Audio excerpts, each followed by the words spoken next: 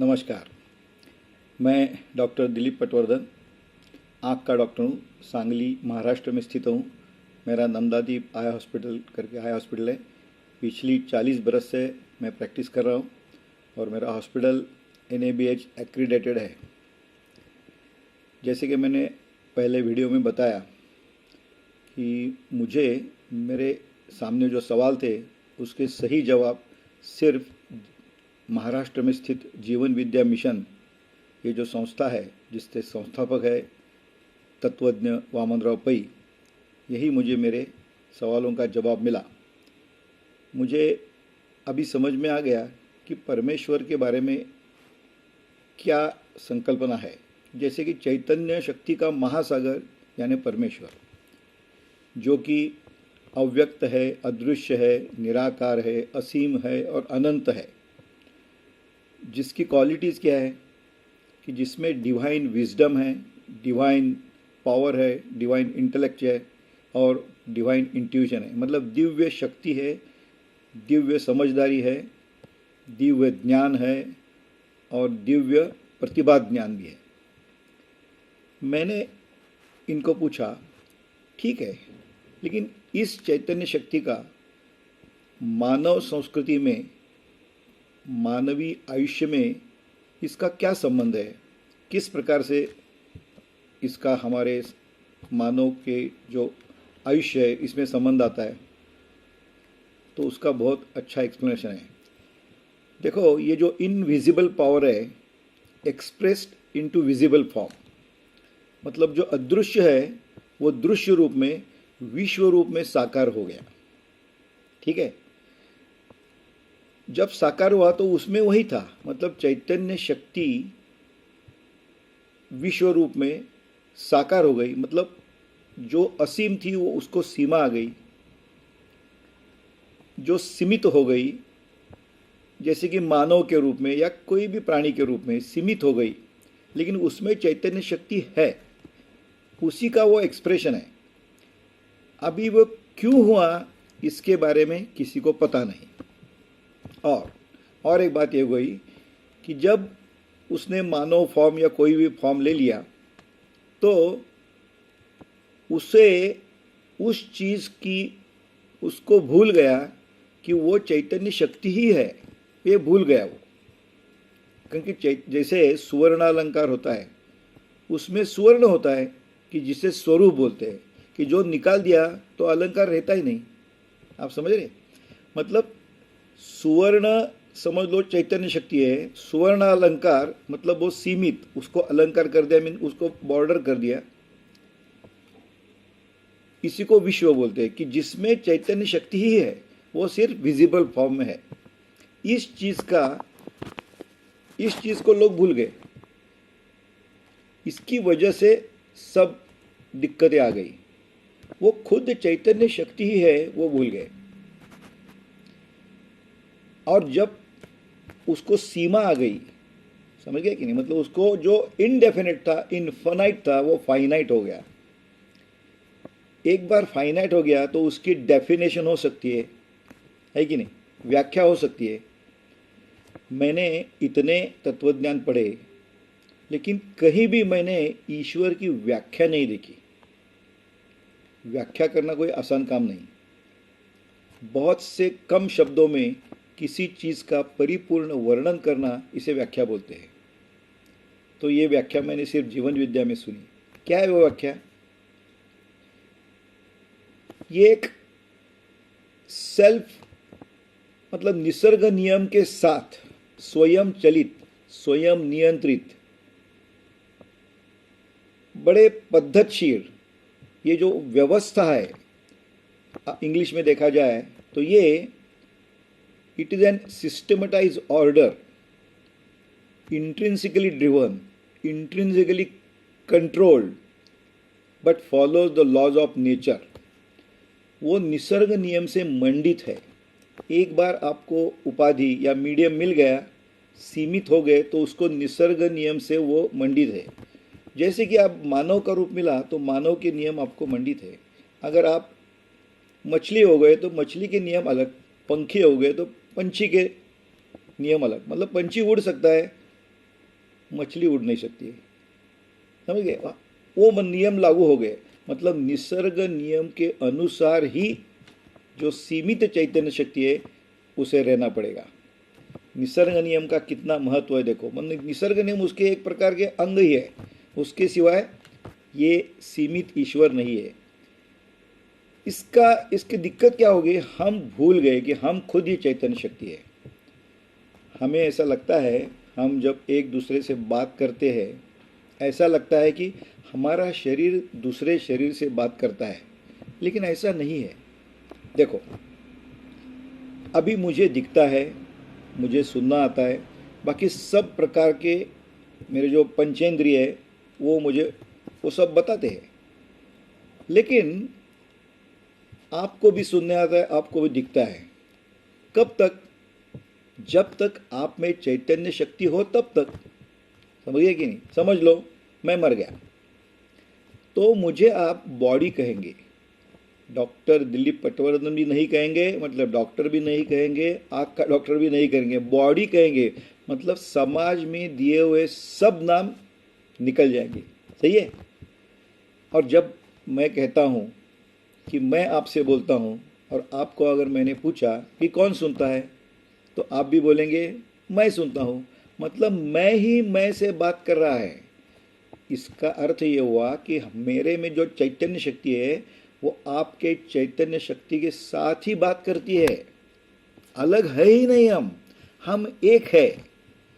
इसे अद्वैत बोलते हैं। हमारे भारतीय संस्कृति ने, आपको रमण महर्षि का नाम सुना होगा। उनको किसी ने प्रश्न पूछा कि हम दूसरे के साथ कैसे बर्ताव करें। उन्होंने प्रति सवाल किया, दूसरा कौन? दूसरा कोई है ही नहीं। जैसे कोई फूलों का हार रहता है, उसमें से रस्सी जाती है ना, जैसे हम जुड़ गए, एक फूल हिलाया तो बाकी सब फूल भी हिलते। मतलब हम सब एक ही है। इस ज्ञान का फायदा क्या होगा? बहुत इंपॉर्टेंट फायदा होगा। जबकि मैं भी चैतन्य शक्ति हूँ, आप भी चैतन्य शक्ति है, तो मैं आपसे दुर्विचार, आपके बारे में दुर्विचार या दुर्वर्तन करूँगा क्या? नहीं करूँगा। सिंपल। क्योंकि आपको मैंने तकलीफ देना, इसका अर्थ एक ही है कि मैं खुद को ही तकलीफ दे रहा हूँ। बिल्कुल सही। इससे समतावाद आएगा। हम कहते हैं ना कि हम सब ईश्वर की संतान हैं। सही है। देखो, वाघ की संतान वाघ ही होती है ना, तो ईश्वर की संतान कौन होगी? ईश्वर ही होगी। बस अब हमें इस ज्ञान का उपयोग करना है। हम जब कहते हैं कि हम स्वयं ही अपने जीवन के शिल्पकार हैं, तो अब लोग पूछते हैं कि आप खुद को इतना बड़ा समझते हो? ऑफकोर्स, समझने का सवाल ही नहीं।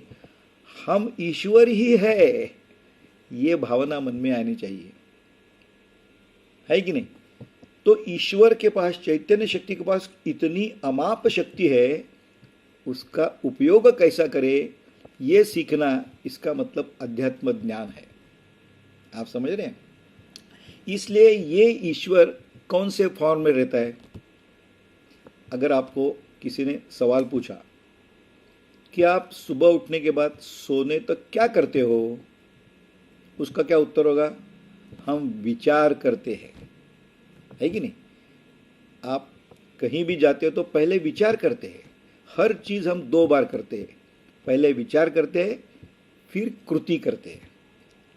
ऐसा एक किसी ने कहा है, first there was thought and thought was God. मतलब विचार ये एक चैतन्य शक्ति का आविष्कार है। जैसे समुद्र में पानी में लहरें होती है ना, वैसे चैतन्य शक्ति का महासागर है, उसकी लहरें मतलब विचार। आपको दिन में कम से कम 60,000 विचार आते हैं, और इस विचार के आधार पर ही पूरी अपनी आयुष्य चलता है। सोच ये बहुत इंपॉर्टेंट है। इसलिए ऐसा किसी ने कहा है, as you think so you become. जैसे आपकी सोच वैसा ही आपका आयुष्य होगा। आप अपनी सोच के ऊपर नहीं जा सकते, इसलिए सोच पर ध्यान देना बहुत जरूरी है। इसके बारे में अधिक हम विचार जब करेंगे तो आपको समझ में आएगा कि ये जो विचार है वो मन से निकलते हैं।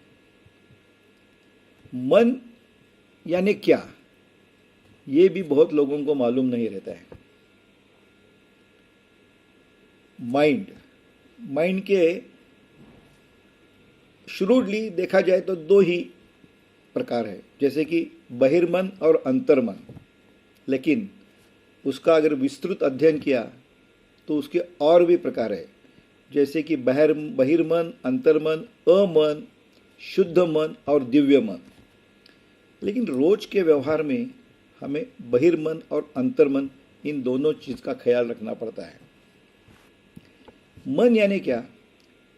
मन दिखता तो नहीं है, इसीलिए मन के बारे में बहुत लोग बात करते हैं, लेकिन मन यानी क्या है इसकी संकल्पना स्पष्ट नहीं रहती है। जीवन विद्या ने वो भी संकल्पना एकदम स्पष्ट कर दी। क्या कर दी? मन यानी कॉन्शियसनेस, जानिव जो रहते हैं मन की कॉन्शियसनेस, जब अपने खुद के स्वरूप को भूल जाता है कि अपना आनंद ही स्वरूप है, उसे वो भूल जाता है और अपने इंद्रियों द्वारा बाहर के विश्व में आनंद ढूंढने के लिए संबंध जोड़ता है। उस कॉन्शियसनेस को, उस जानिव को मन कहते हैं। कितना स्पष्ट विचार है। जब हम विषय में आनंद है ऐसी हमारी सोच होती है, तो फिर हम हमारे इंद्रियों द्वारा पूरे विश्व को पहचानते हैं। जैसे आँख से हम देखते हैं, कान से सुनते हैं, हाथ से स्पर्श करते हैं, जबान से हम उसकी टेस्ट लेते हैं, है कि नहीं? तो मन ऐसा सभी जगह दौड़ता है।